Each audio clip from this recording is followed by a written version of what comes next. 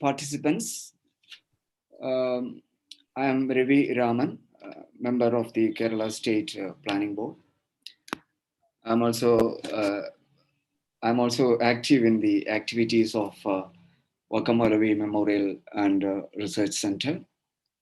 Welcome you all to the Vakamalavi Memorial Research Center's annual program. Annual program is in the form of annual lecture, and I'm really it's really grateful. It's a great pleasure for me to welcome each and every one of you to this program. Um, I'm really pleased to welcome Professor Michael Tharagan, who has agreed to chair this session. In fact, Professor Sidi was telling me that Michael is not well and he had an injury. Then I was thinking that, look, I mean, an injury for one is an injury for all. But still, now we find that Professor Michael is with us, and we must be grateful to him. Before that, I must say that this day is important for us for yet another reason, because this is the 148th birthday of Wakam Maulavi. He was born on 28th December 1873 and died on 31st October 1932. We all know that Wakam Maulavi was a great visionary and scholar, one of the pioneers of Kerala Renaissance in the early 20th century. He was the founder of Swadesha Abhimani, The Patriot, a newspaper launched way back in 1905, which we all know was confiscated by the Hindu state. It was the first Malayalam newspaper having established ties with Reuters, edited by Ramakrishna Pillai.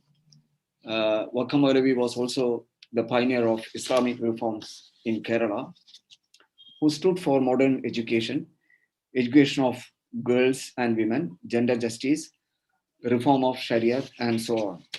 So it is important for us to be here, apart from the fact that we are going to have a very different kind of lecture from Soya Hassan.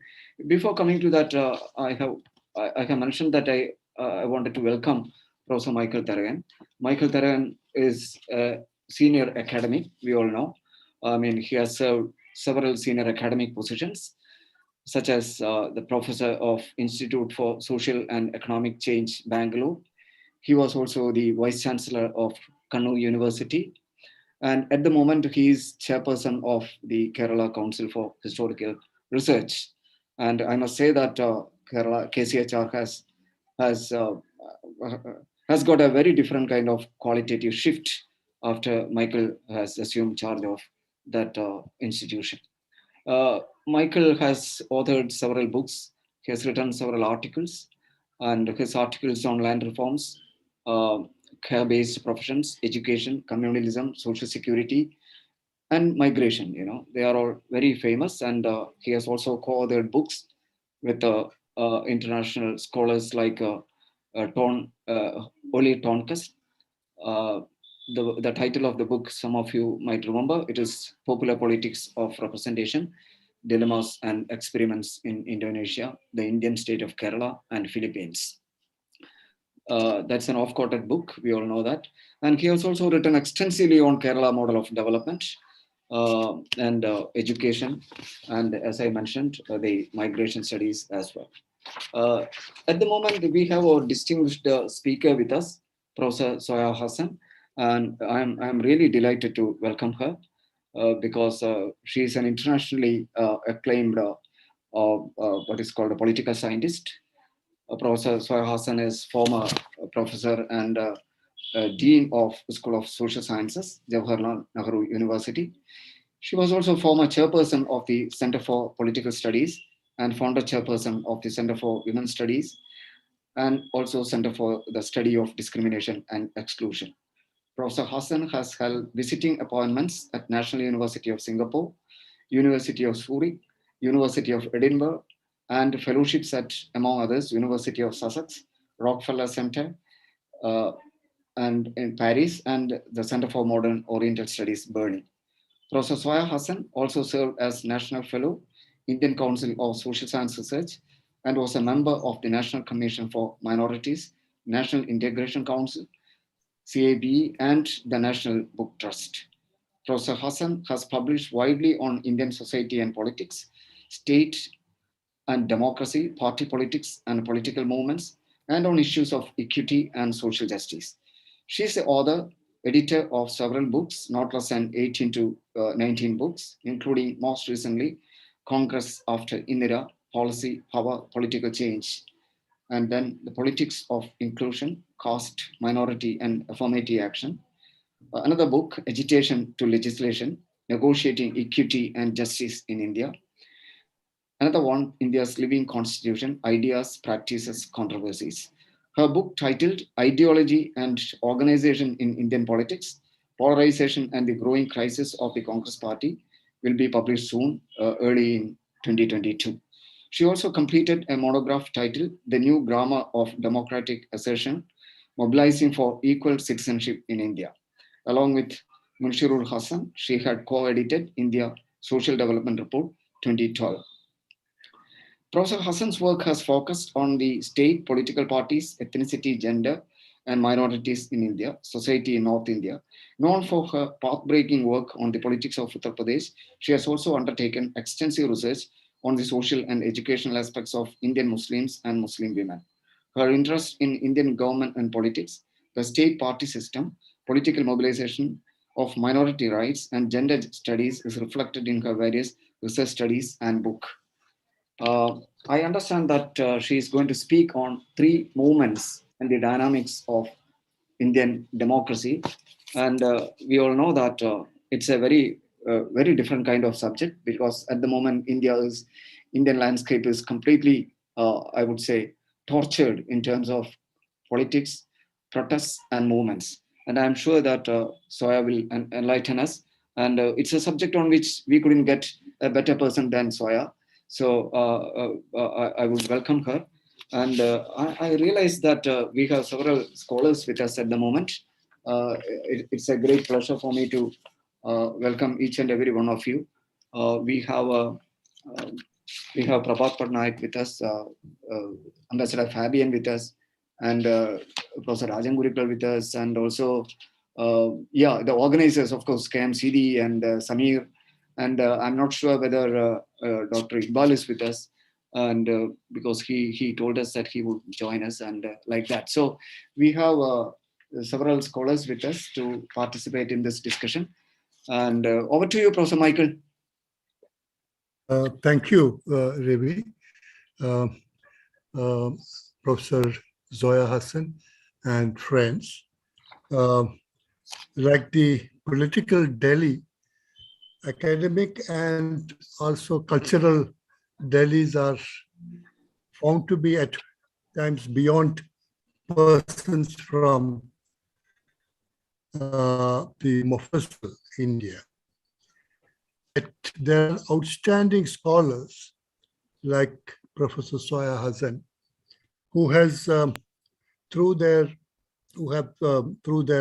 writings and other forms of engagement made national issues discussed really nationally.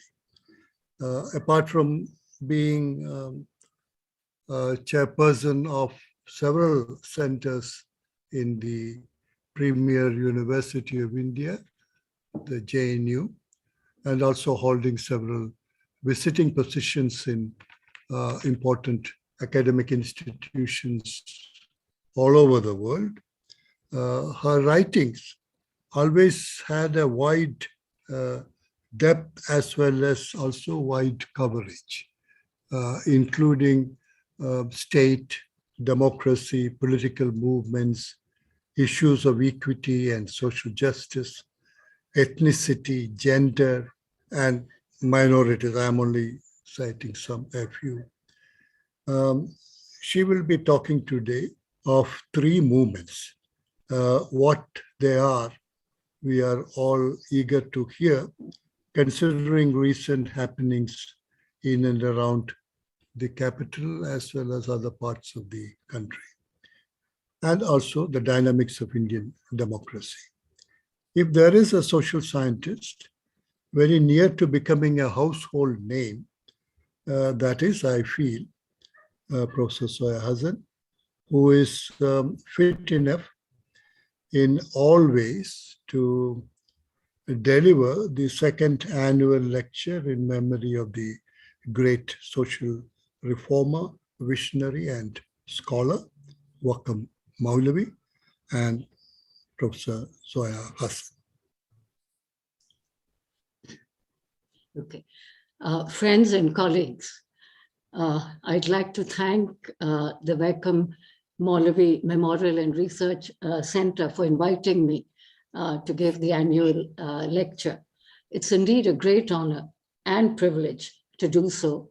The title of my talk this evening is Three Movements and the Dynamics of Democracy in India. And these three movements are essentially the anti-corruption movement, the farmers' movement, and the anti-CAA, or what I call the equal citizenship movements. Now, social and political movements have been a conspicuous feature of public life in India before and after independence.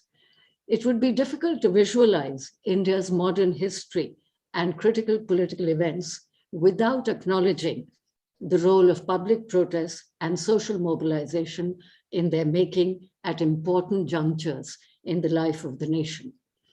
Over the past 10 years, public protests have risen with bewildering rapidity. The spurt in protests and movements has engendered a new awakening and tumult in Indian society, and in some cases resulted in progressive outcomes and policies. The decade when the Congress-led United Progressive Alliance was in power had witnessed a surge of protests that took its toll on the government. The most important was the campaign against corruption led by the civil society group India Against Corruption. The Bharatiya Janata Party-led National Democratic Alliance government has also faced several protests from a range of social groups.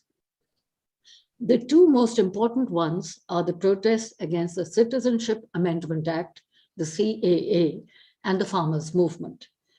Beginning in November 2020, thousands of farmers had gathered in a prolonged sit-in on the borders of New Delhi.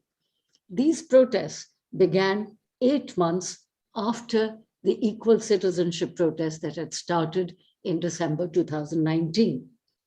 The farmers' movement and the equal citizenship movement have been compared with the anti-corruption movement of 2011-12. While there are similarities between these protests, there are important differences which are important to note in terms of its political impact on democracy. The anti-corruption movement is quite apart from the citizenship and farm protests. It brought corruption to the political center stage, crystallized public opinion against the government, enfeebled the executive, and paved the way for a strongman alternative to a floundering Congress-led coalition. Importantly, the anti-corruption movement operated with a high degree of preparation and coordination, pursuing a closely calibrated timeline of protests starting over a year before the Ramlila Dharna in 2011. The organizers had established a virtual organization, the IAC, in 2010. The India Against Corruption shifted the national conversation squarely to corruption to the exclusion of everything else. But this shift was possible because dissent was allowed a space to carry on. There's another important difference. In 2011, the media was an active participant in shaping the political narrative and in elevating leaders of this movement to national heroes. Whereas 5 years later, which is now, the mainstream media is unwilling to challenge the government, even while it routinely is interrogating and cornering opposition parties and is reluctant to report on oppositional movements. But the key difference that I'm concerned with in this lecture is the response of the regime in power and the political impact of the protests. The government response to the anti-CAA protests and farmers' movements has demonstrated an intolerance of protests, while the anti-corruption movement did not face any such constraints under the previous government. In fact, that movement proved, that is the anti-corruption movement, proved to be a catalyst in the fall of the UPA and in shifting the center of political gravity to the right. These three movements are watershed events in the history of political movements in contemporary India. They are important examples of political resistance against the regimes in power, even though they have not had the same effect. The aim of my lecture is really to unpack the political context, the nature of the nature of collective action, and the responses of the regimes to these movements and how it affects democracy. A comparison of these movements helps us to examine why protests persist and the differences in perception, symbolism, and the role of actors involved, and how this impacts outcomes. Now, the politics of the anti-corruption movement. The BJP was keen to regain power after its two successive Lok Sabha defeats in 2004 and 2009, and it was looking for an issue to corner the UPA government, and corruption perfectly fitted the bill. It was around this time that civil society groups decided to launch a major campaign against corruption under the banner of IAC, which proved to be one of the most extensive agitations in decades. Arvind Kejriwal, who was spearheading it, decided to rope in Anna Hazare, who had established himself as a crusader against corruption in Maharashtra after forcing some corrupt ministers to resign. Once Hazare was on board, the IAC campaign took off and began dominating media headlines. Multiple media platforms helped the IAC campaign to garner support for the protests, which Time magazine then listed among the top 10 news stories of 2011. Television's role went far beyond 24/7 coverage. It actually campaigned for the anti-corruption cause. This encouraged large numbers of middle-class people, information technology professionals, college students, doctors, and lawyers to come out on the streets in support of the protest. The public frenzy that was generated by nightly television-driven mobilization against corruption, especially by English news channels, which are the product of India's post-liberalization, set the agenda for the public discourse on corruption and governance. However, India's anti-corruption movement was a single-issue campaign narrowly focused on political corruption and not against the dominance of the economic elite. It exposed corruption embedded in the political system and demanded a law to create a Lokpal based on the lines of the ombudsman in Western democracies to check corruption in high places such as legislature, judiciary, and executive. The campaign, as I said, had taken off when Hazare actually came on board. Now, the Indian campaign focused, as I just said, only on political corruption, in contrast to many other countries which at this time also had similar movements. In the Middle East or China, for example, land seizures, unpaid wages, and factory layoffs motivated protests. While in India, the issue of political corruption was placed above all other problems faced by the people. The Occupy Wall Street protests in the United States had raised the powerful slogan of "We are the 99% and targeted people's ire at the crux of the system or against the 1% who dominated. Wall Street, the capitalist world's financial headquarters, they directed their resentment against the neoliberal order, which was bowing to the dictates of finance capital. In India, the anger was directed against the slowing down of economic growth. It wasn't against the economic system. It blamed politicians for retarding India's economic progress and hence attacked politicians who they claimed are thriving on corruption and the spoils system.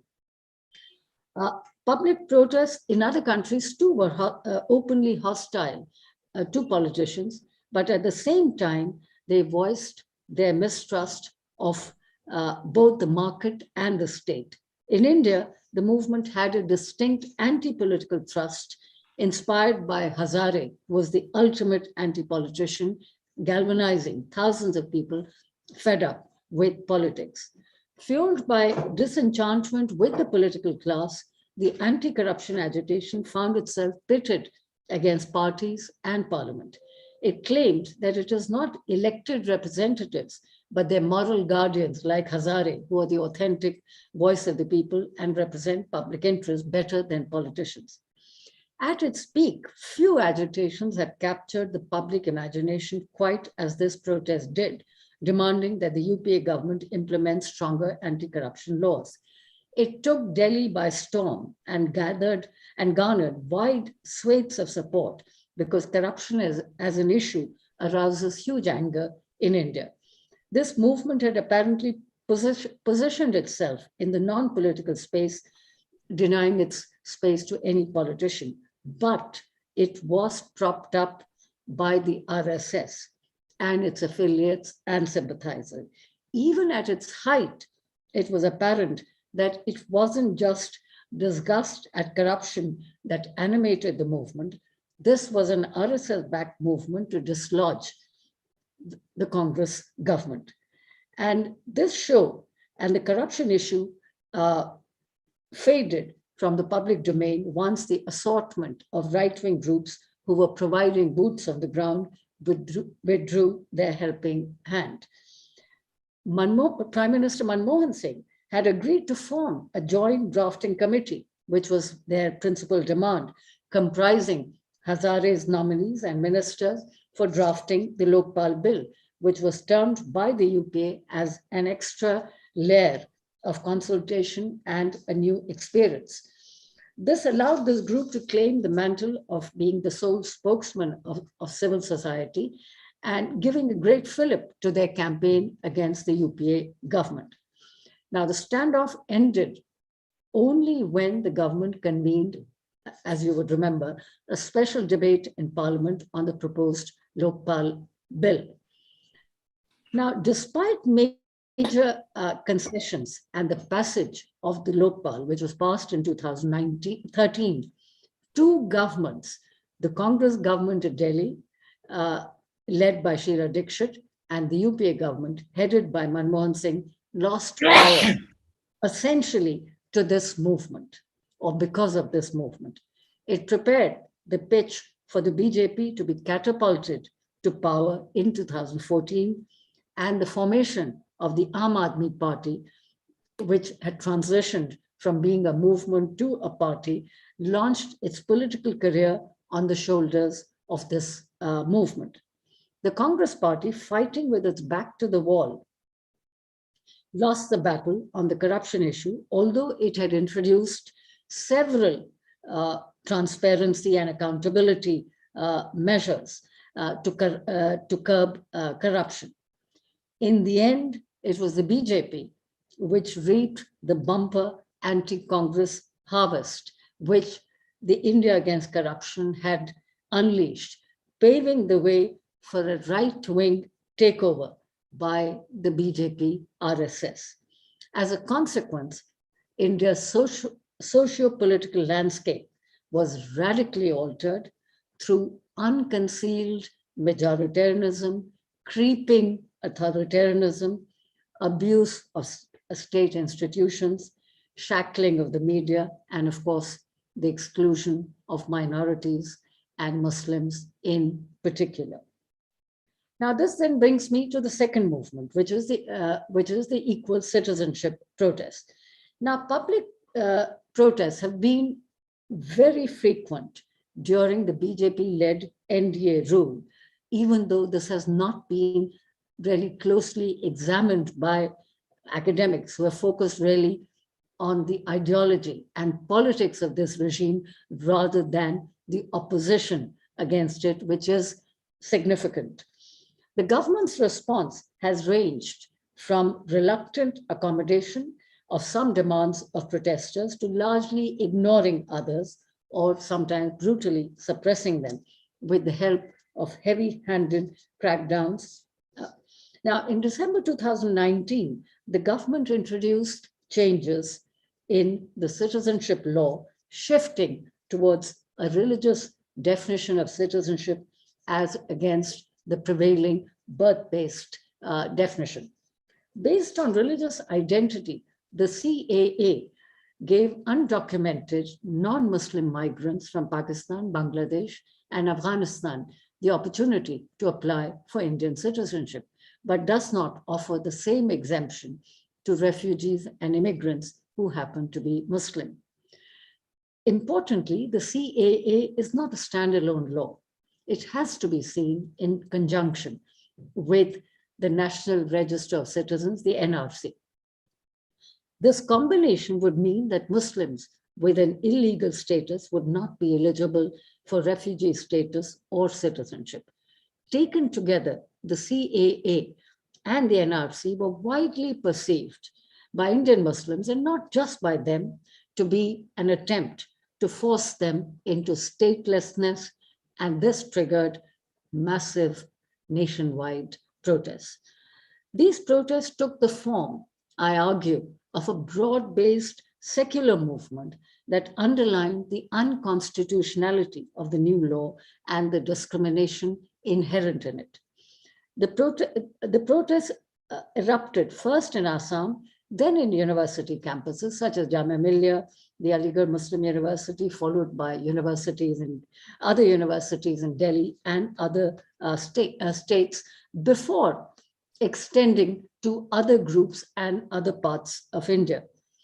These protests, too, were one of the biggest in decades, drawing people from over 100 cities and towns across the country. Local and civil society groups organized them.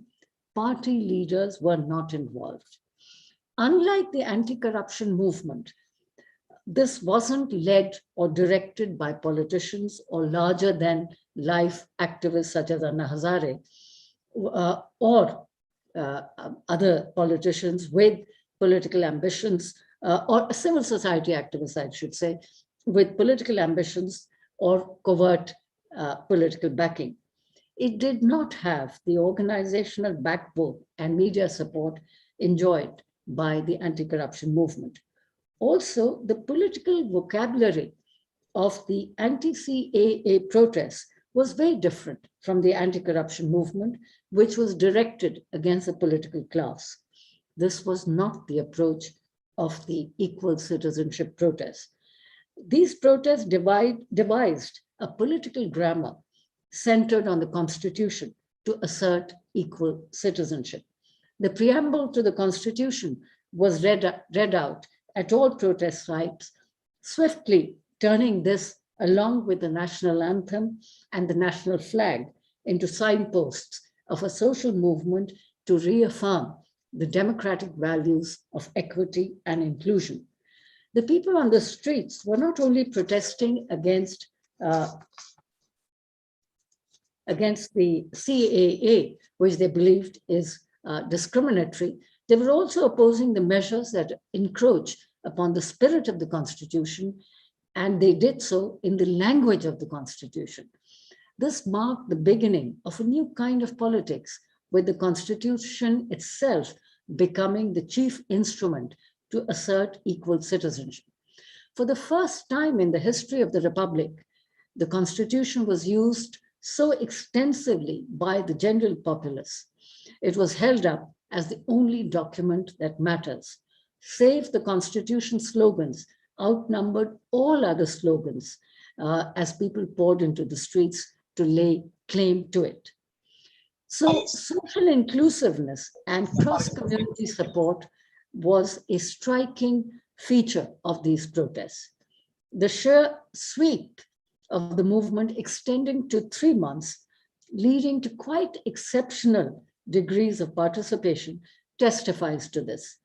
It is precisely the demand for equal rights made from all-inclusive platforms, which was visible on streets, city squares, towns, university and college campuses, that the ruling dispensation was loath to tolerate. Despite this sort of cross-community support, it was seen as a Muslim protest. The government deliberately ignored the broader social thrust of the movement and dubbed all protesters as Islamists or urban Nakshals who deserve to be rooted out. This was done through a series of moves to reactivate the politics of us and them in public discourse, a politics of division and polarization, which poses a direct challenge to democracy, so to speak. The government, from the beginning until the end, ruled out a compromise, with the Home Minister making it clear that they're free to protest, but we will go ahead with implementing it. There was no going back on the CA or even engaging with the protesters. The government's unwillingness to talk to the anti-CAA protesters indicates which matters are acceptable and worthy of a dialogue and which are not, and who the government will talk to and who it will not. This is effectively determined not necessarily by the substance of the protests or their demands, as much as by who are protesting. And this was clearly demonstrated by the government's intolerance of the anti-CAA protests. The ideological signal that it was sending to the public was clear. The state and nation belong to the majority or the majority community. So the government in the event tried to control these protests through internet shutdowns, arbitrary arrests, and ban on assemblies, and imposition of Section 144, sometimes in the whole state and in several states. But importantly and interestingly, people were not deterred by these restrictions.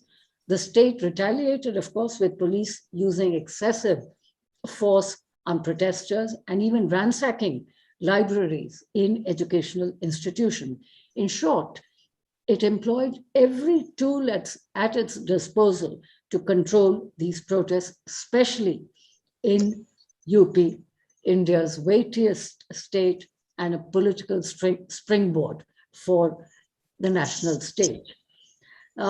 So the protests in this state in particular were either not allowed or harshly dealt with by selectively using the law enforcement machinery to prevent people from gathering to protest. Even when there was no formal protest call, police forces were positioned in Muslim neighborhoods to prevent people from gathering. No other state government was as effective as this one when it came to suppressing dissent. No other state used the state apparatus and state violence to such a degree to serve an ideological purpose or ideological agenda. But the protest succeeded in garnering significant non-Muslim support. But as I said, it was nonetheless seen as a Muslim movement. And that was the problem. The Hindu right made it a point to underline this in its propaganda against the protesters. This is not surprising, since the Hindutva project runs on isolating and demonizing Muslims, which it have used for mobilizing Hindus against them. This has been done primarily through exclusion that imagines Muslims as foreigners and invaders with other countries. So the right wing was busy denouncing them as lesser beings with epithets such as infiltrators, aggressors, termites, and terrorists to turn people against one another and polarize society as two other issues can do. Conventional criteria for evaluating social and political movements might question the success of the anti-CAA protests, since the government did not withdraw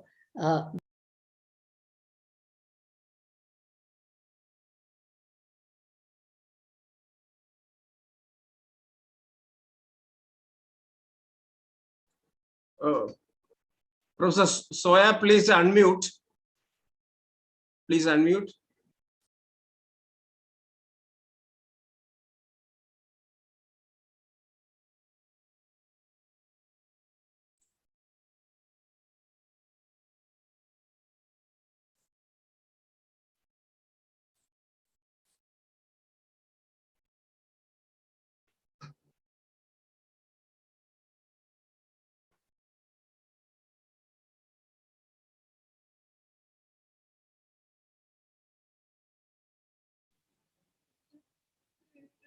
Siti, why don't you talk to her over the phone?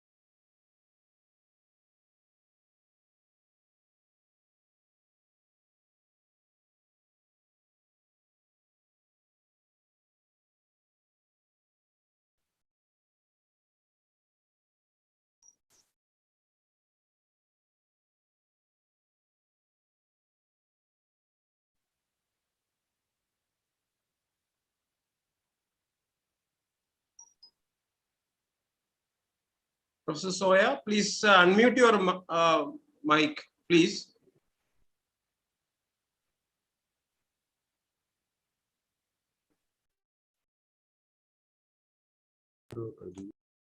Yes. Can you hear me now? Yes, we can hear now.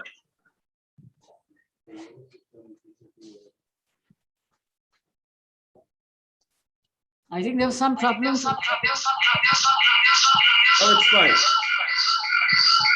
There's a lot of noise in the background.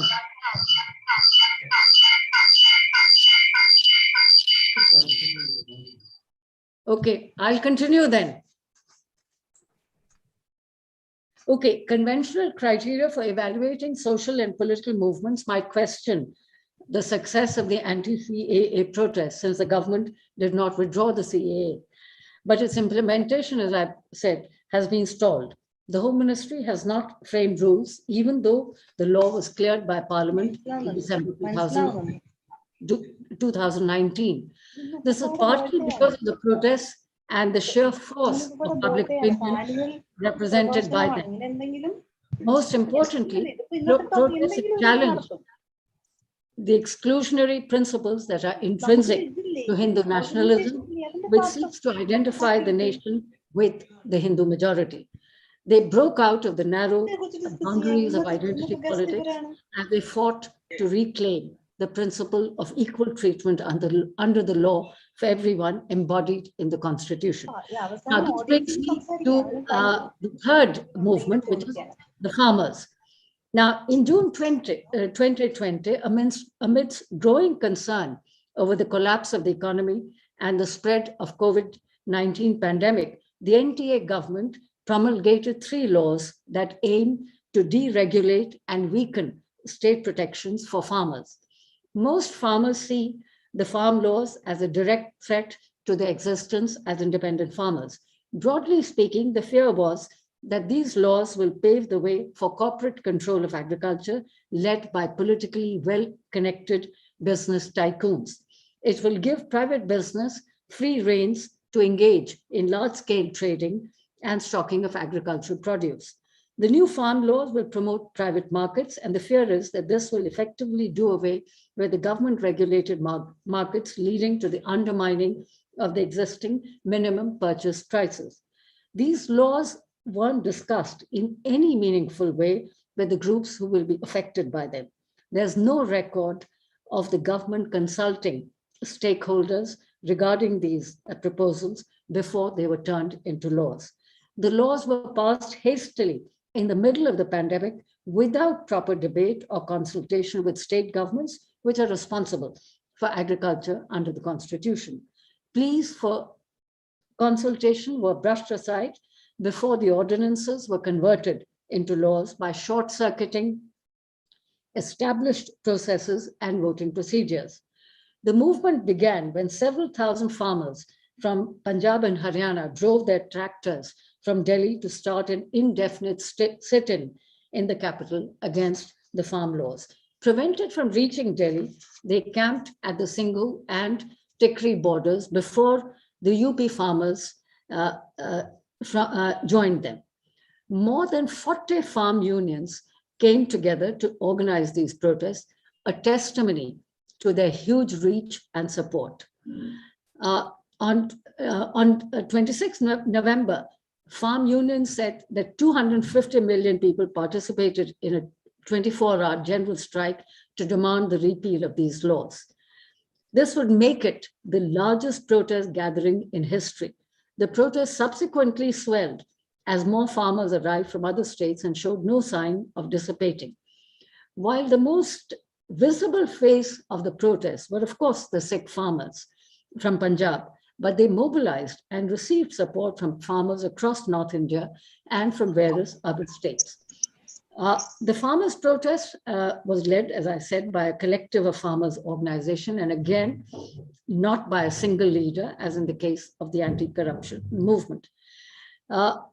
This movement, as also the anti-CAA movement, were of course non-party, but they were not anti-politics. Political grievances seemed to animate the anti-corruption movement, while the other two protests were seeking to assert rights enshrined in the Constitution. Unlike the UPA government, which set up an official committee to discuss the Lokpal bill, the NDA government was keen to ignore or dismiss the farm protests until they began moving towards Delhi. Then it attempted to divide and discredit the protests, with union ministers claiming that there's a sinister design by anti-national elements to infiltrate the movement. It tried to defame the agitation by labeling the farm protesters as anti-national or ultra-left and blaming the Congress and left leaders for their bid to mislead farmers. The Khalistan word was invoked again and again to convince people that these protests were not about farm laws, but actually about destabilizing India. Every effort was made to prevent farmers from assembling. Huge police deployment was used to stop farmers from entering the national capital, and then by barricading, installing nails, and digging trenches on the roads to restrict movement and preventing basic necessities from reaching the protest site. Given the failure to vilify the protesting farmers, the government found it difficult to contain the protests. The usual tactics of divide and rule in the name of the nation or religion did not work, unlike the anti-CAA protests, which were curtailed by these very tactics. Both the anti-CAA and farmers' protests created a new language of democratic protests. Both these protests defined their grievances by identifying how the respective laws undermine broader economic and political rights. Both movements, as we've noted, were inclusive. The farmers' movement was inclusive as regarded support structure and the wider issues of corporate dominance, and it even raised issues of secularism and so on. The equal citizenship protests too were inclusive, marked by a larger vision of secularism and its relationship to democracy. But the government responded differently to these two protests. That is the anti-CAA and farmers' protests. Unlike the equal citizenship protests, the BJP government was willing to talk to farmers' representatives. Given the centrality of agriculture to the Indian economy and the huge numbers involved in agriculture, the farmers managed to compel the government to hold talks with them. A ministerial panel held 9 rounds of negotiations with the farm leaders, but farm unions were unwilling to settle for anything less than complete repeal. In the event, the government blinked, and after the 9th round of talks, offered to keep the new farm laws in abeyance for 18 months. But even then, the farmers were unrelenting, and this was a gridlock the government had simply not bargained for when it rushed through the farm laws. Once the farmers' movement had demonstrated that the time and effort the government had spent trying to discredit it had not turned the tide against them, the government saw its negative impact on polling in states where elections are due to take place in early 2022. Calling them Khalistanis, Maoists, anti-national, and so on could not get the same acceptance as the demonization of Muslims, and hence the readiness to engage with farmers. Now, this engagement was in stark contrast to its refusal to talk to the anti-CAA protesters. For the BJP, and in fact, not a single dialogue took place during the 3-month-long anti-CAA protest. For the BJP, the anti-CAA protest was an opportunity to weaponize minority identities and cast them as threats to the nation state by sowing fear and distrust. Now, when Prime Minister Modi announced his government's intention to withdraw the 3 controversial farm laws in the face of the incredible resoluteness shown by the agitating farmers after one of the most prolonged periods of protest ever recorded in India or anywhere in the world, it was met with mass jubilation. This is a rare climb down from the Prime Minister, and perhaps it's most significant.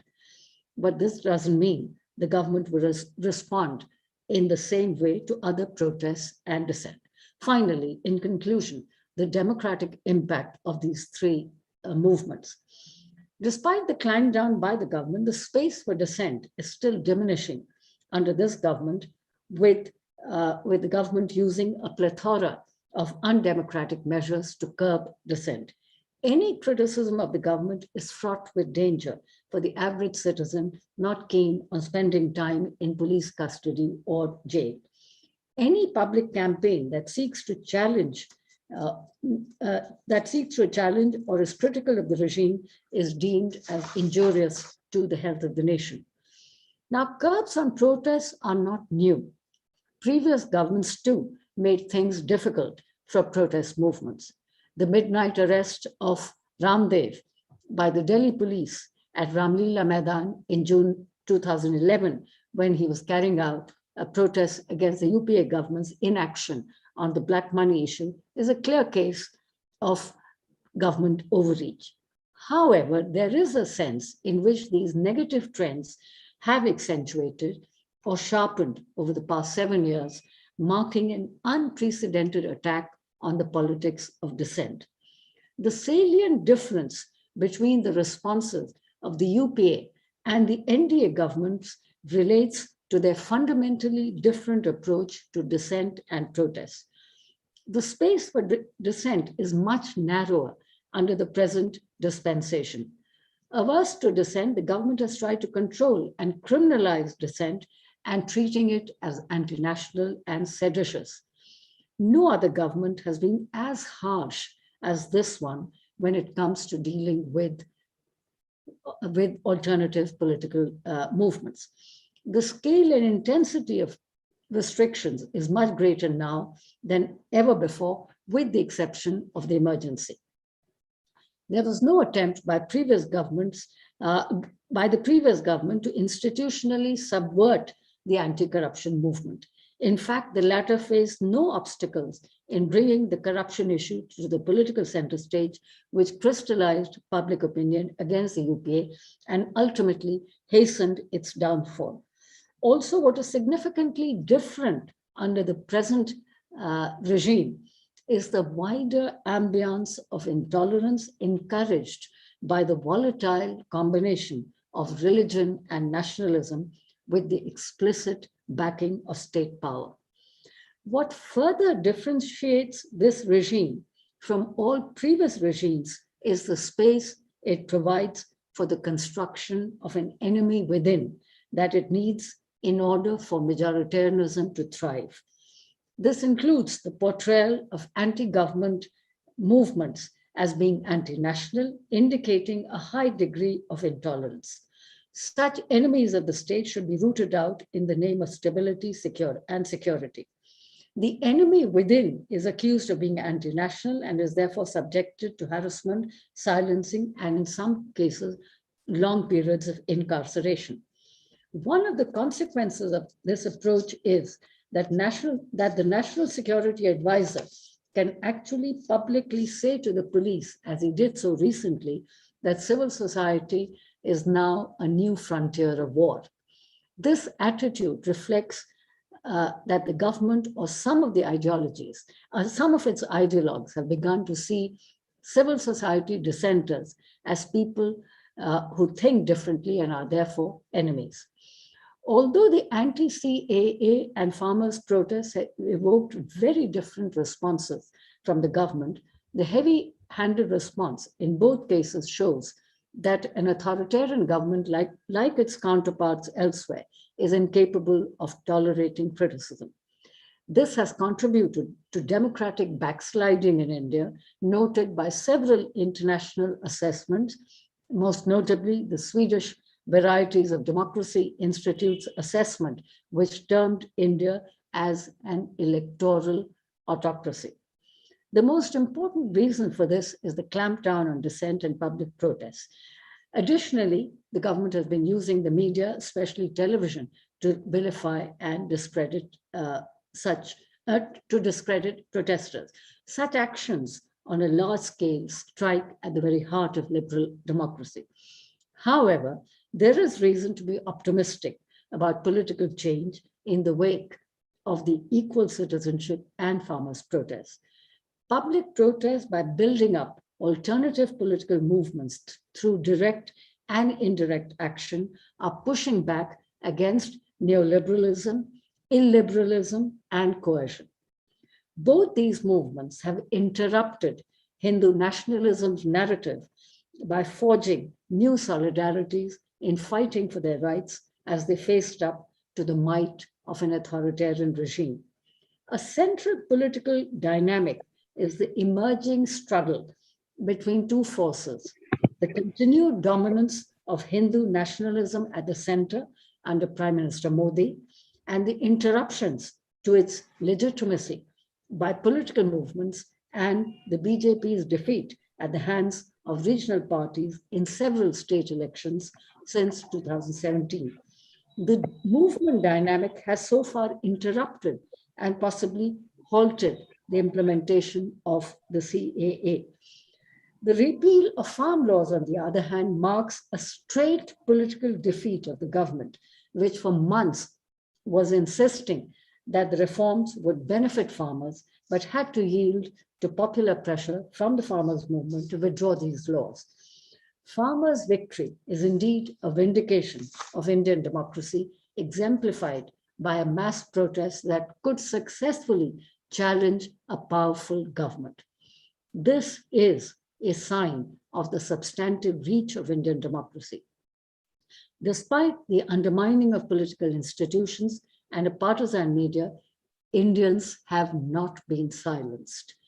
Whether it is the anti-CAA protesters rallying across India or the farmers camping at Delhi's borders, people are making their presence felt and determinedly staking a claim to democratic participation. Thank you very much.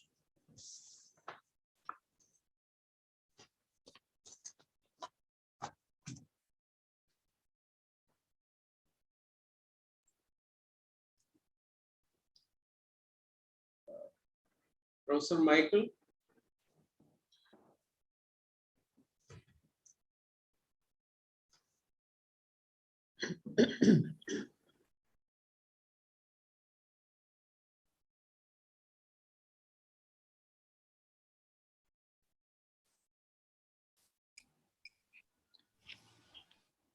Professor Michael? I think he's muted. He has to unmute.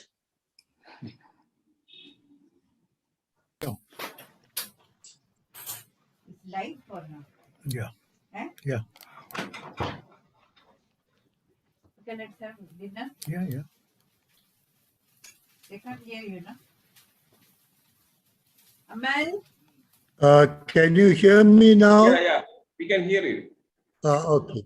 So thank you, Professor Saya Hassan for a very exemplary presentation. Now I presume that the organizers will take over and organize, arrange for the question answer or discussion session. So we should certainly discuss this presentation in depth, because I'm not able to monitor who are asking the questions. So I would request the organizers to take over. Dr. Devi will take over. Yeah. I think now it is open for discussion, and yeah, we would welcome clarifications, questions, or if you would like to make some remarks, please. This is the time for that.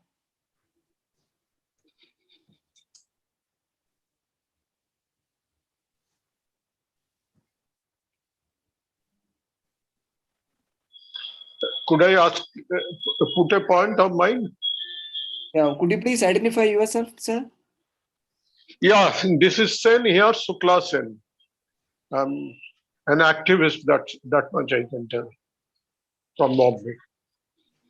But the point is, there is a hell lot of difference between the UPA government and the present regime, no doubt about that. But the UPA government did not use force against the ISC. That's less than accurate. On the night of 4th, 5th June 2011, there was a police action, brutal police action on the gathering at the Ramlila Maidan, and Baba Ramdev fled from there. He was caught in the guise of a woman. That became a sort of legendary. So and so far as the UPA government is concerned, one of the major problems was there are two centers of power. One was the National Advisory Council, which was either formally or informally headed by Sonia Gandhi, and the other is Manmohan Singh as the Prime Minister. Whatever policies were being suggested by the National Advisory Council was being, to his best of capability, Manmohan Singh sabotaging it. So that was one part, and the other part was, of course, that Binod Rai or whoever that the CAG, he came out with sensational stories of corruption, and that also actually caught people's mind. So that is part. So far as this regime is concerned, the basic point is it is going to change the basic parameters of the Indian state. It is not being more democratic, less democratic, more repressive, less repressive. It is actually changing India altogether. And no substantive democracy, if it has its way, would survive, except for the new parliament building as a sort of token of democracy. Will descend to this stage of Russian Federation, if not People's Republic of China, so far our democracy is concerned. That we have got to keep in our mind. Any comment on that? Thanks. So would you like to respond now, or would you like to gather some more questions? Whatever you suggest. No, it is left to you, because we have some more questions. We have a couple of questions from Rakesh Agrawal. Rakesh, do you think you can raise it, or should I read it out?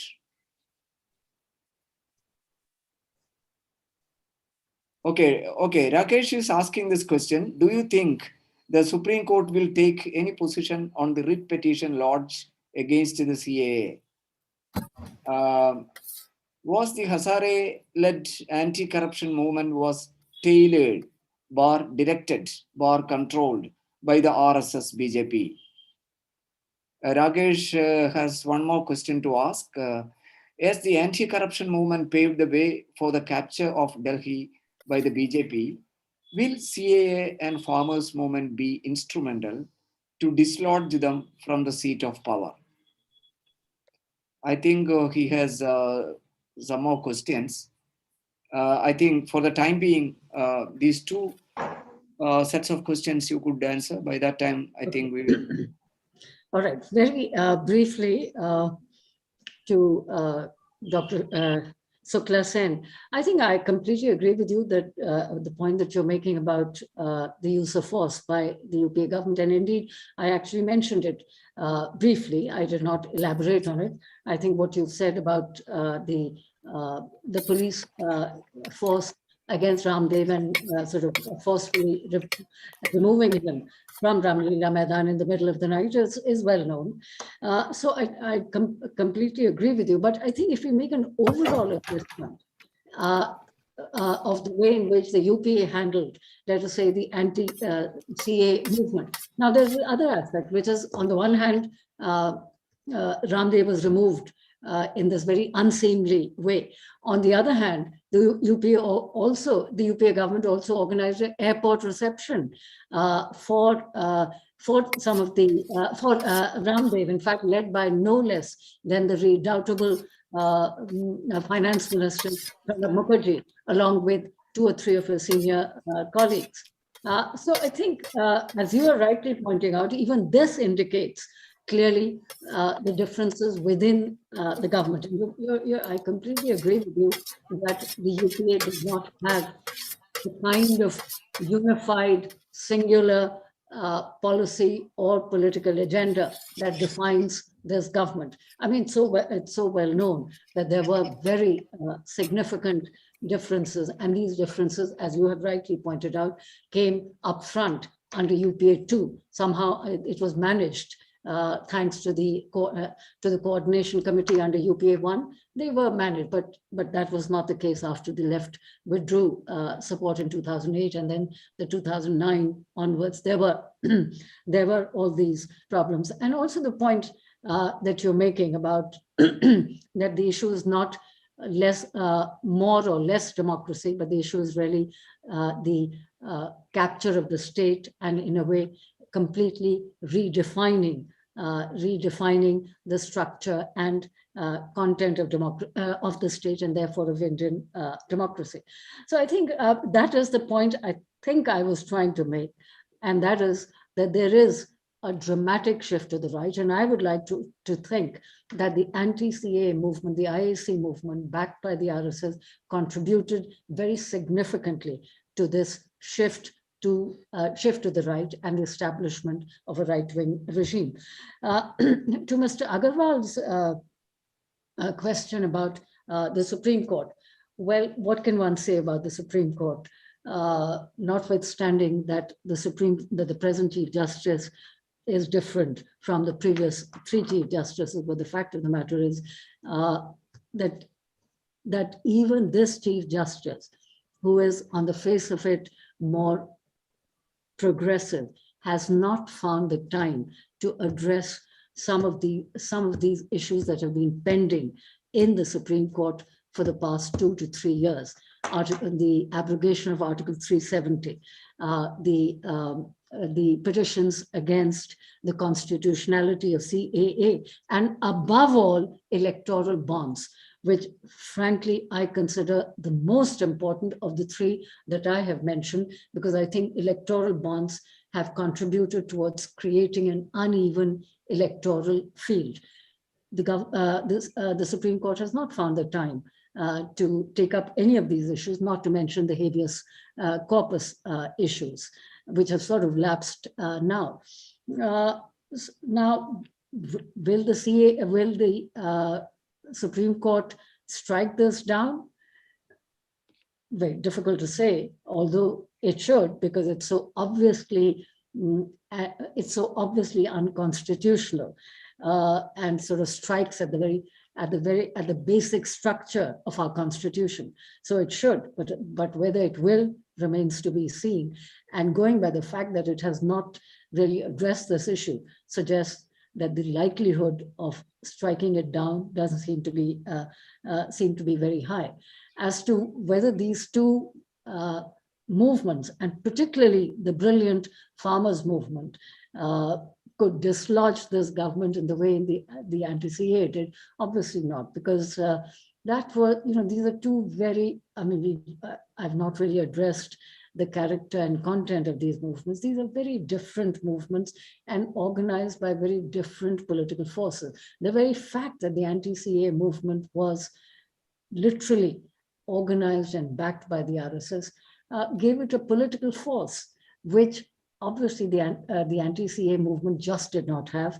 The farmers' movement a little more, because it had the backing, direct and indirect, of a very large number of left-wing organizations of different left persuasions, so to speak, not just left parties, but a whole range of left organizations, which are fairly powerful in Punjab.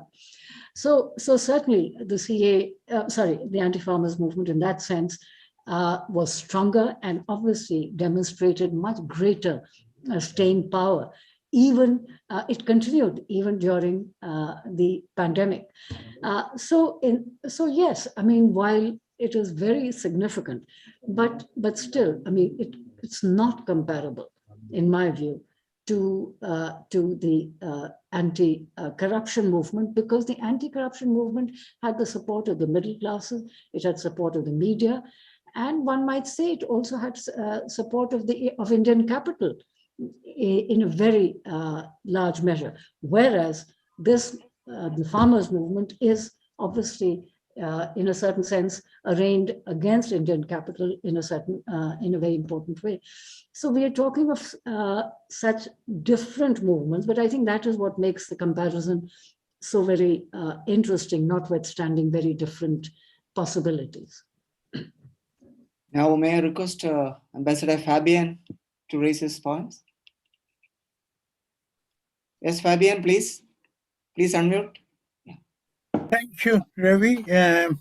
Well, I listened to Professor Soya Hassan and I found it very comprehensive and insightful. I don't have a question as such. I just want to share an instance of modulatry. Now, that is a new word which I have invented, so I better explain that.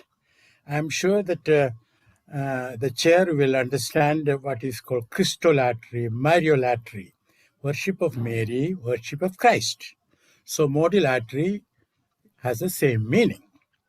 Now, the instance that I want to quote is that last week there was a dinner of, the well-heeled in Delhi, and a famous commentator, I will not mention his name out of, good manners, but I will only say that he is not a real general, but he is always advertised as a general on the television channel.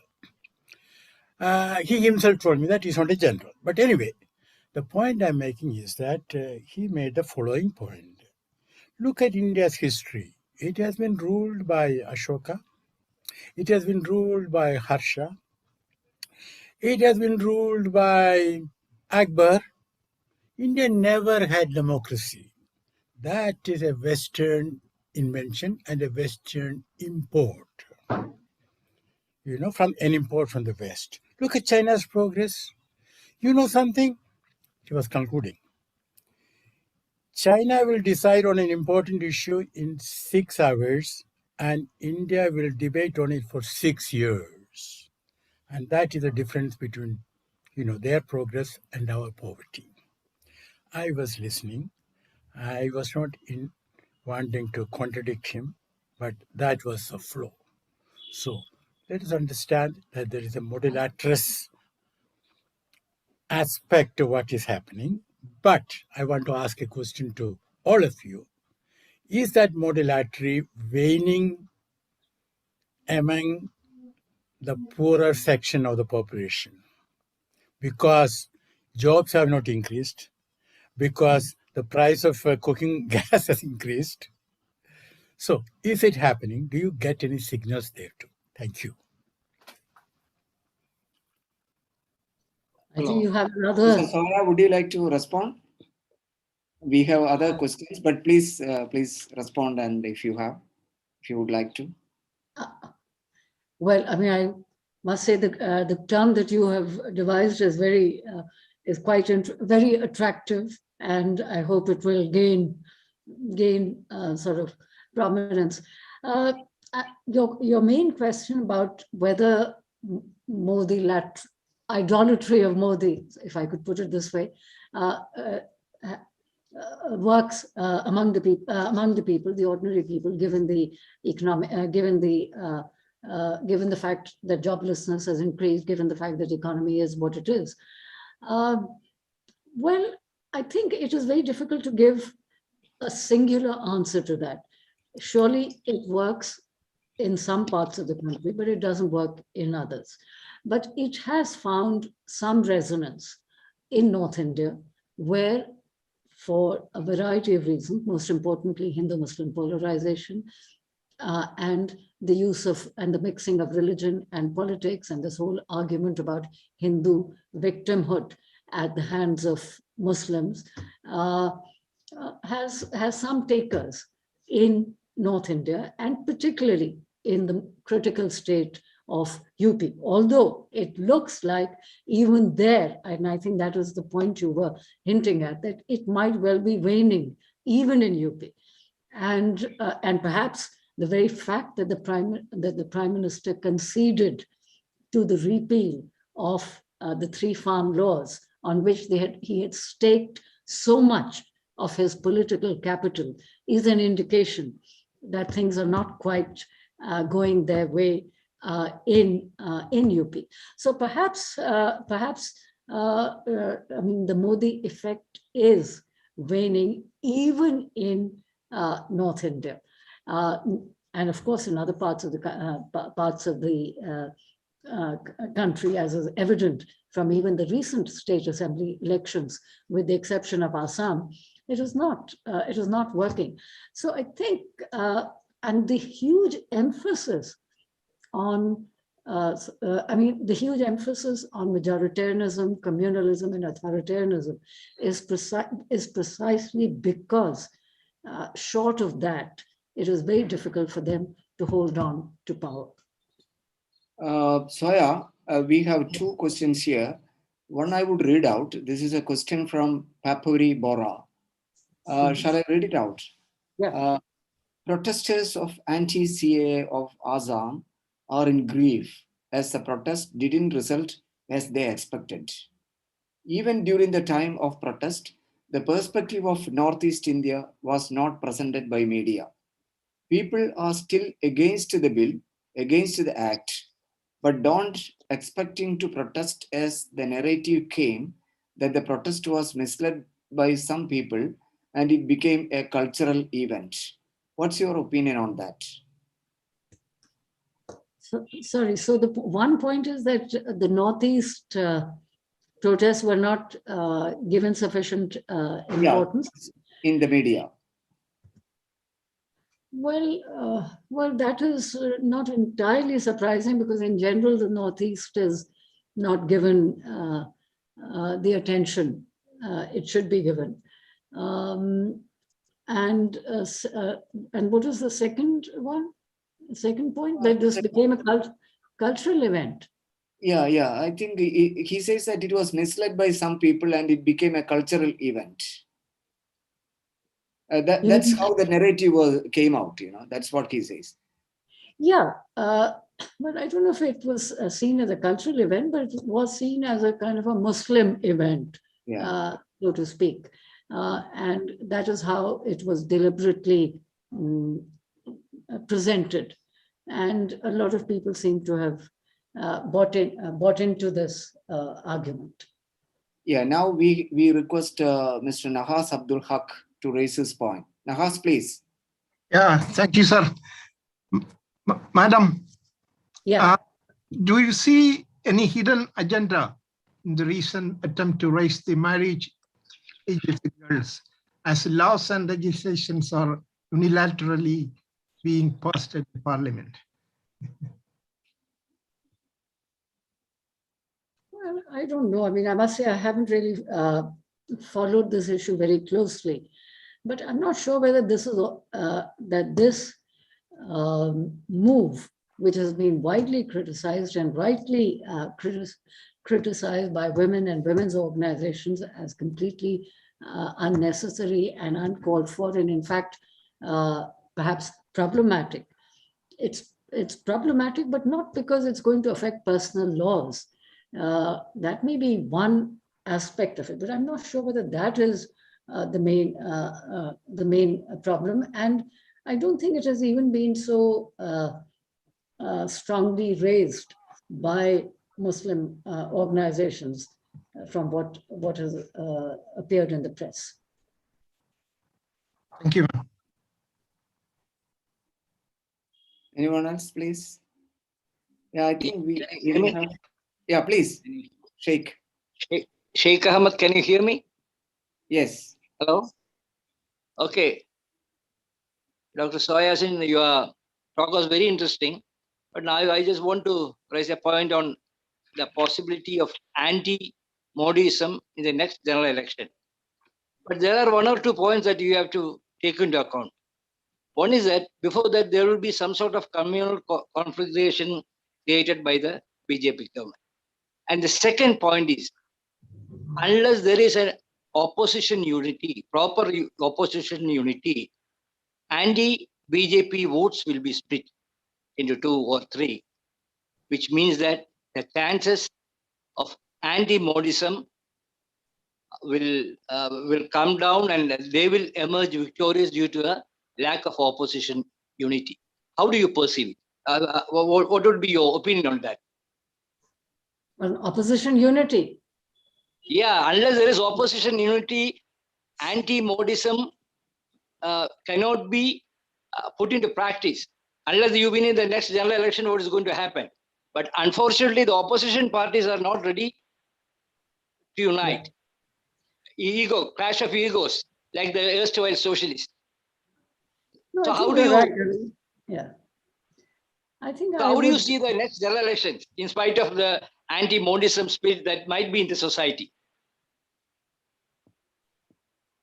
Well, it's hard to really predict what will happen in the 2024 election.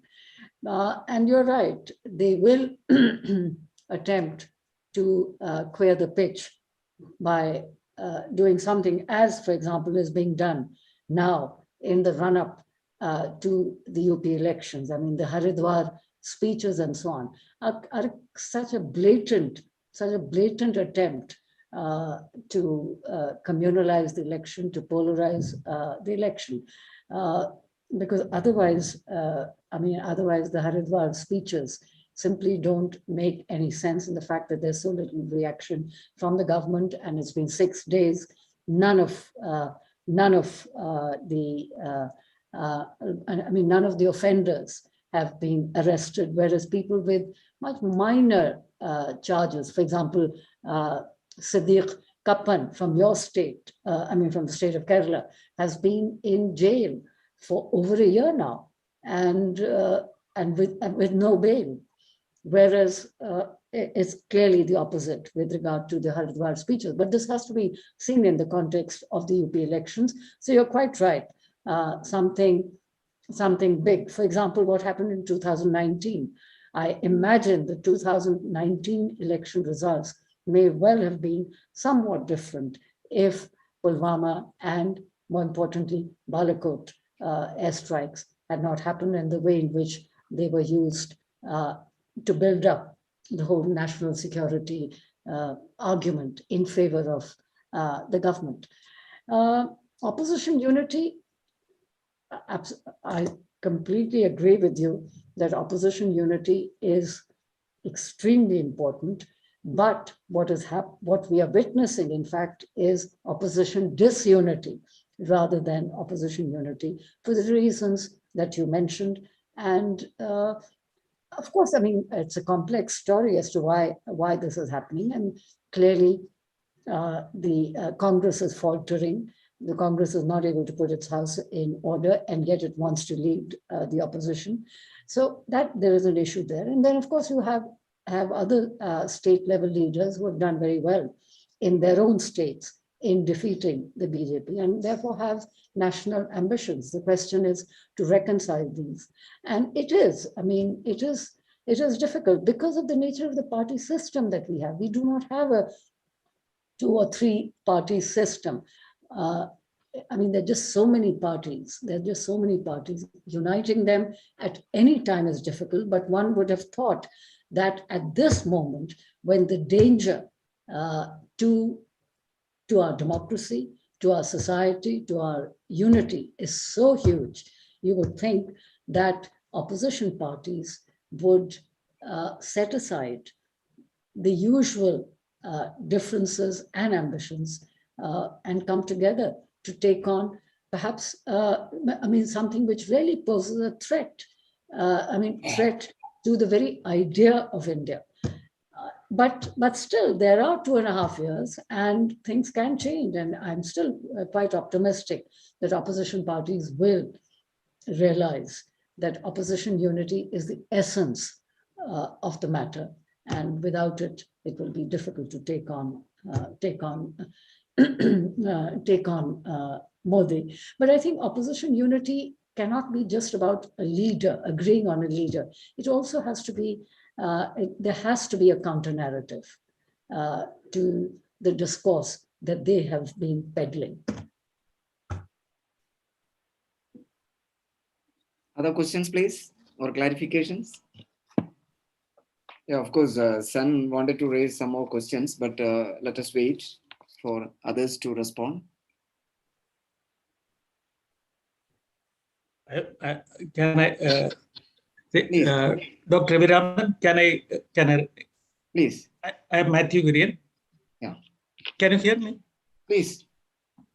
First of all, I'm very thankful to the very enlightened talk. I have two things to bring to your notice. One is Gunnar Myrdal. In the early 1960s, before writing the Asian drama, he came to India and studied Indian society and polity. And he coined a term called soft state. Soft state is one with corruption as well as inefficiency.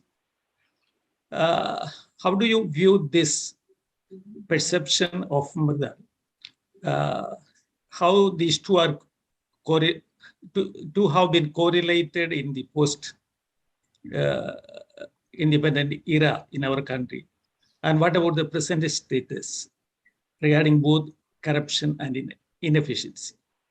A second question is, I hope it goes beyond the purview of your talk, but it has come to my mind, therefore I am asking. Immanuel Wallerstein, towards the close of his life, I think in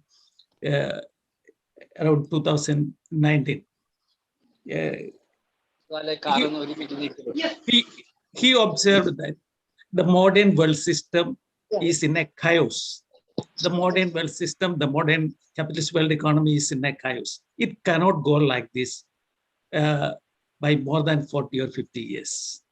India is part and parcel of this modern world system.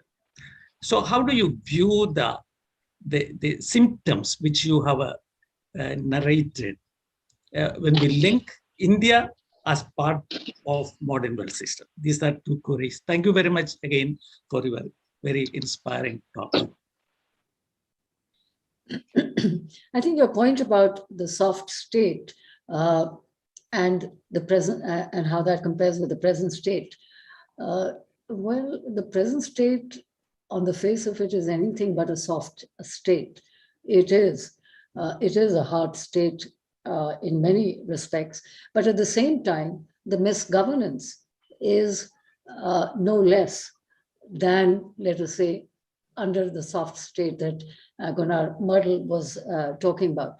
And as to corruption, clearly, to me, the non-transparent electoral bonds is one major example of corruption. The PM Cares Fund. The Prime Minister announces that he has donated 1,000 rupees to the BJP, but to this day we have no idea who has donated what to the PM Cares Fund, and the fact that the PM Cares Fund is not under the RTI. So these are all of this is an indication of corruption of a certain kind. Now, it's possible to argue that yes, individually, that individuals are not corrupt, but there is obviously money being mobilized through all manner of means for the for the ruling party. It is otherwise difficult to explain how is it that almost 90% of funds are with one party, whereas all the other opposition parties have maybe not 90, but certainly 80-85% of funds are with this party. Now, where is all this money coming from? So I think that's one issue. Your point about, I mean, whether India is part of the larger capitalist system, of course it is very much part of the world system, and it has been so since 1991. And if anything, perhaps more integrated within that world system now than before. And your third point about the crisis of the capitalist system and how long it can survive. Well, it has survived long enough. So I suppose, I mean, we've been all talking about this crisis and looking forward to its collapse, but it's not happening anytime soon. And I don't see it happening. But at the same time, I mean, look at the election results in Chile. They're very significant. So likewise, I mean, things are changing, but I don't really see, I mean, I see the crisis of the system deepening, but whether this will actually translate into its collapse seems very unlikely.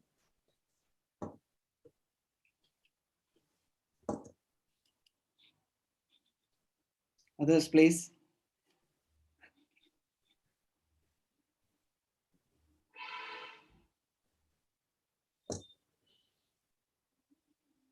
So, may I seek a clarification? Ravi Yes, Raman. Yeah. Yes. So I have a small doubt. In fact, in a sense, it is closely associated with the question raised by Sen, and also the comment made by Ambassador Fabian. I mean, it is good that we describe the nature of the state. It is good that we describe the movements.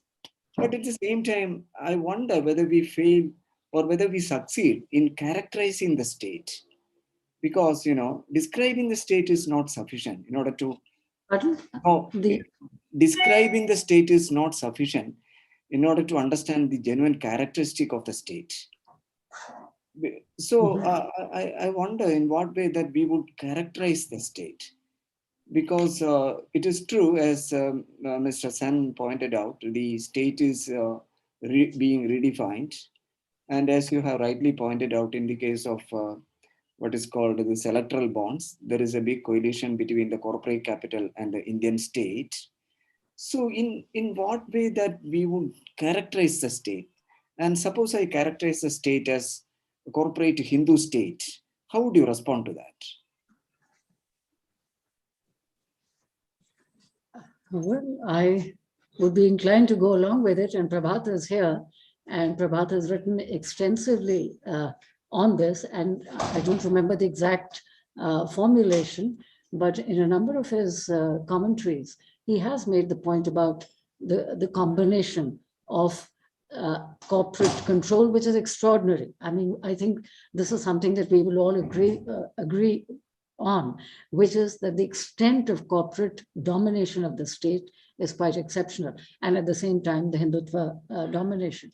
So yes, I don't know if I would say corporate Hindu, but corporate, sort of a Hindutva corporate state would perhaps be an appropriate description. But yeah, so you're quite right that this is, I mean, this is so much in our face now that it is it's very, very evident that these are the two forces that seem to control the state, which is the corporate sector and Hindutva. And it's that combination which is, in a sense, a deadly combination, so to speak. Yeah, thank you so much. Thank you so much for reminding me the comments made by Prabhat. which came in the Hindu. Only now I remember about that. Thank you so much. Perhaps Prabhat also can make a couple of think so. remarks if he likes to.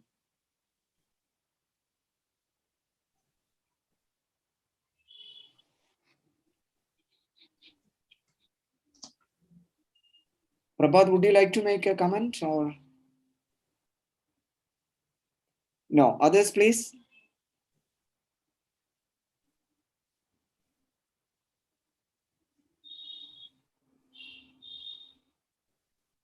Any other comment please?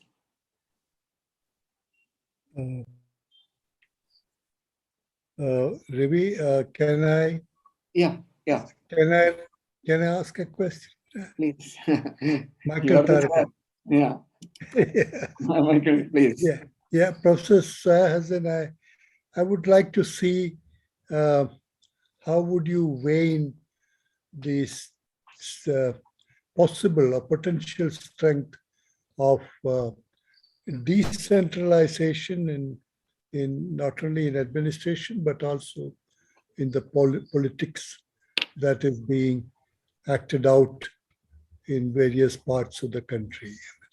Like, would that can it be something which can be one of the positive factors which would go against the kind of, autocratic or whatever you call it, the kind of state that we have to face, and particularly when you trace some of the specificities of the problems that we have to confront.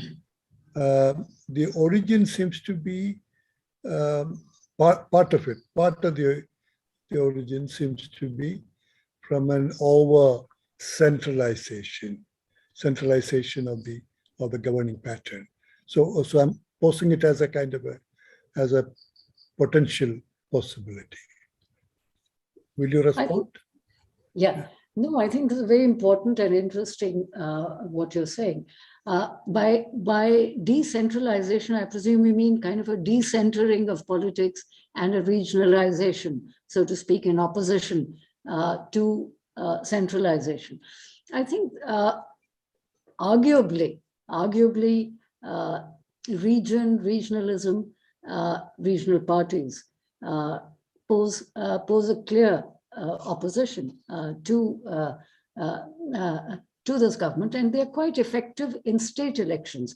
But I'm not sure whether regional opposition is effective in the national elections, because for a variety of reasons, the national election or the Lok Sabha election is focused in a way on a leader, a powerful leader, and people seem to want and support a powerful leader. We should not underestimate the desire for strongman leadership in certain parts of the country, and which is what, in a way, Prime Minister Modi is tapping, so to speak. So I think there are two logics. There is the logic of state elections, where decentralization and regionalism works in taking on this highly centralized party. But the same logic doesn't work at the national level. And that is where I think we have a problem, where opposition unity becomes so important at the national level. Yeah, thank you, Soya. In fact, you are also answering to the question already raised by Sen, which I couldn't read it out. But now I would read it out because you have already given the answer. The Sen raised the point that, look, there cannot be and will not be any blanket anti-BJP unity. How can the CPM unite with the Congress in Kerala, its principal challenger in the state? The BJP will have to be defeated even then. So thank you so much. I mean, from your answer to Michael. But CPM and Congress united in West Bengal, yeah, but obviously not in Kerala. And also at the national level, several opposition parties, including CPM and Congress, are coming together. So I think it's such a complex. At the national level, there will have to be a collage of various state level coalitions at the state, and Congress will have to play the pole position. But at the state level, Congress even may not figure in the coalition. It has got to be a very complex. It cannot be all unity. Concept has come from the post-emergency scenario that will not be replicated here. Thank to you. my mind. Thank you so much. Okay. I think Prabhat has come. Did we just ask Yeah. him? Yeah, Prabhat, is he around? Yeah, he's Yes. there. No, I didn't want to say anything, but I No, just but one Professor point I Soya want to would make. like you to make a comment on that, and I would also. Yeah. I just want to make one point that, in response to Zoya's comment about corruption, it is certainly true that you cannot really point fingers at individuals in this government. But the point is that the privatization of public sector assets, which is now on their agenda, is the biggest scandal since independence. Things which have been built up with public money over decades, which are profit-making, now they are simply handing it over for a song to private parties. And one thing which is not often recognized in this is that the land is also given along with the enterprise. And that land has a value multiple times the value at which the enterprise is being sold. So it's the really biggest scandal you can imagine. Now that is really institutionalized corruption. Against it, no doubt, they get donations for the ruling party and so on. But the point is that, there's huge corruption there. Yeah. Thank you. Thank you so much. Any other question, please? Or clarification? Siddhi?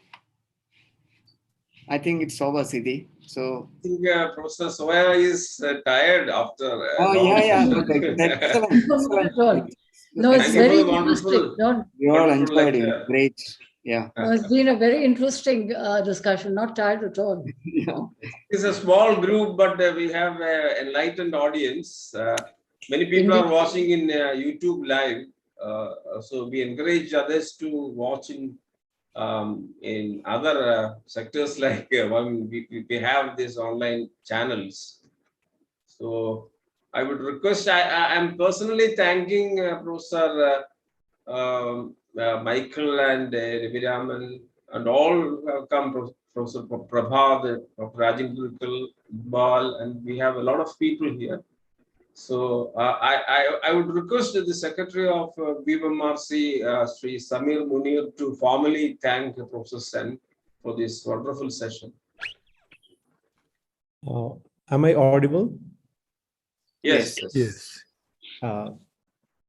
Respected guests and other audience, we just had an enlightening and insightful talk by Professor Soya Hassan on the topic, 3 Movements and Dynamics of Indian Democracy, as part of the second Vakamalavi Memorial Lecture.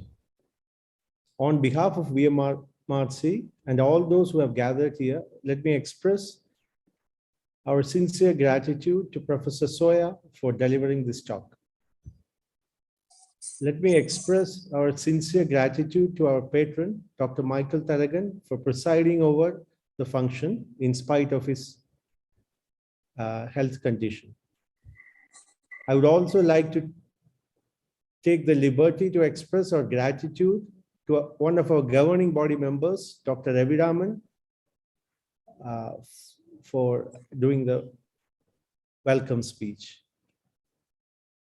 Let me express our sincere gratitude to all the esteemed audience who have attended this program and hope to meet you all during our upcoming programs. Thank you. Thank you. So, thank you. Thank you all. Thank you. It was a privilege to have presided over your meeting, your presentation. Thank you. Thank you once again. Thank you very much. Thank you. It was wonderful. Very nice.